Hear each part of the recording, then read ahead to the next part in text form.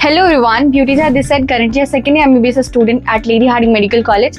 आज की जो वीडियो है that is NTA NEET 2025 latest update. कुछ न्यू गाइडलाइंस एनटीए ने इशू किया है। क्वालिफिकेशन कौन इस पेपर में अपीयर हो सकता है वो वाला पॉइंट भी थोड़ा सा इसमें कुछ न्यू गाइडलाइंस आई है वो बताऊंगी मैं। साथ ही पहले सिर्फ मेडिकल स्टूडेंट्स ही only can appear in this NEET का exam, but now non medical students मतलब द स्टूडेंट्स जिनके पास bio as the core subject नहीं है can also appear in that subject. So everything is like in this video. शुरू करता हूं। सबसे पहले नीट का फुल फॉर्म क्या है तो National Eligibility cum Entrance Test. It is conducted by NTA और नीट हर साल में एक बार होता है। और नीट के एग्जाम में बैठता कौन है तो लाइक 10th के बाद जिसने 11th एंड 12th में बायो को as a bio physics and chemistry subject लिया है।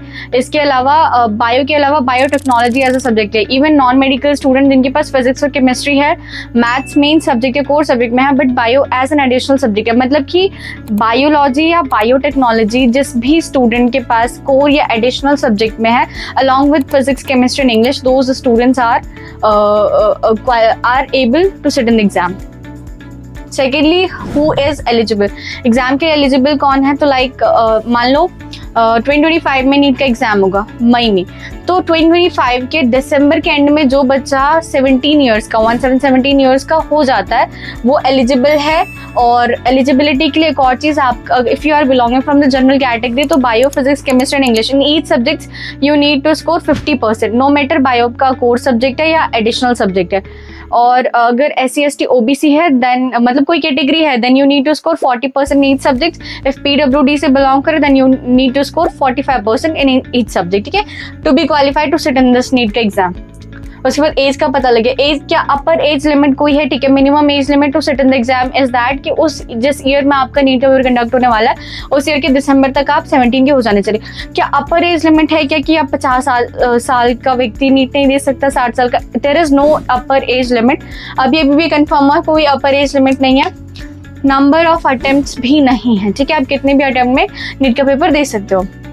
मोड ऑफ पेपर, नीट का मोड ऑफ पेपर क्या है तो ये कंप्यूटर बेस्ड पेपर नहीं है, ऑफलाइन पेपर है, पेन एंड पेपर मोड में होता है, ऑब्जेक्टिव वाइज है, OMR शीट होती है उसको फिल करना होता है, MCQ वाले क्वेश्चन होते हैं, ठीक है।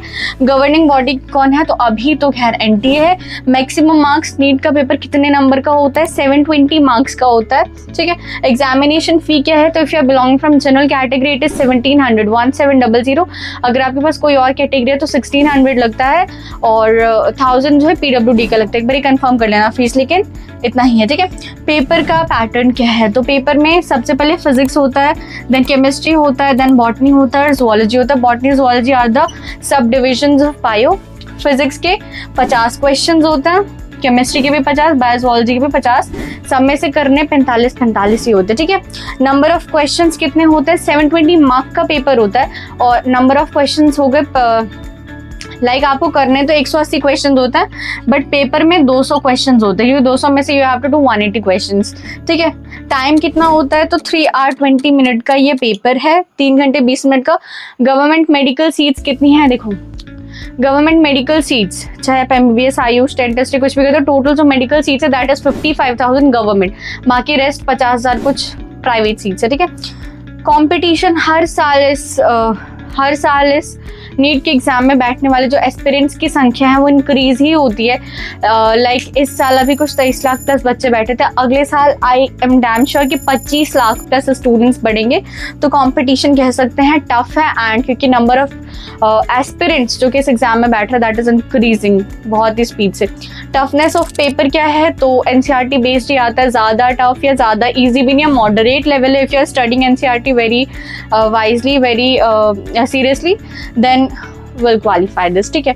फी ऑफ MBBS की फीस वेरी करती है। MBBS की फीस जैसे कि मैं जिस कॉलेज में वहाँ पर एक साल का 1400 है, मतलब मेरा कॉलेज पूरा कॉलेज जो MBBS है, पूरी जो MBBS की डिग्री है वो I will get just after spending 6 to 7,000, ठीक है। वहीं प्राइवेट कॉलेज में MBBS का जो फीस होता है that is 30-40 lakh for this MBBS का, ये तो मिनिमम है, बाकी करोड़ों में भी फीस आ सकती है। So that is one perk in studying MBBS from government medical college.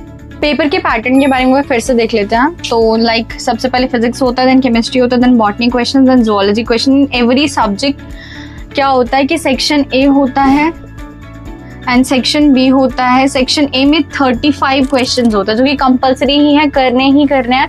Section B में 15 क्वेश्चंस होते हैं जिनमें से कि आपको किसी 10 क्वेश्चन को अटेम्प्ट करना होता है, 5 क्वेश्चन आपकी मर्जी आप छोड़ सकते हो। बाकी 45 क्वेश्चंस हमको हर सब्जेक्ट में अटेम्प्ट करना, तभी 180 क्वेश्चन हमें पूरे 3 घंटे 20 मिनट के अंदर अटेम्प्ट करके आने हैं। एक क्वेश्चन अगर सही है तो उसके 4 मार्क्स मिलते हैं, अगर एक क्वेश्चन को छोड़ दिया है तो ना मार्क्स मिलते हैं ना कटते हैं, मतलब 0 नंबर। अगर एक क्वेश्चन को अटेम्प्ट भी किया है और वो गलत भी है तो -1 होता है, ठीक है।